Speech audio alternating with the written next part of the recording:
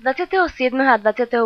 marca sme zorganizovali školenie pre mladých novinárov z košických základných škôl Novinárska desiata. Máme názov Vegi, je to cieľová skupina pre vegetariánov. Je Dominik, šéfredaktor a redaktor, sama je fotograf, zástupca šéfredaktora.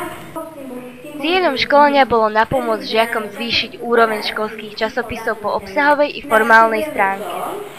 Spýtaj sa odborníka.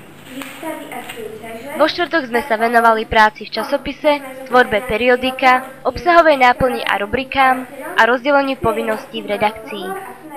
V piatok sme sa pozreli na prácu novinára, tvorbu žurnalistických žánrov a naučili sa, ako postupovať pri písaní článku. Na záver využili účastníci získané vedomosti pri aktívnej tvorbe reportáže.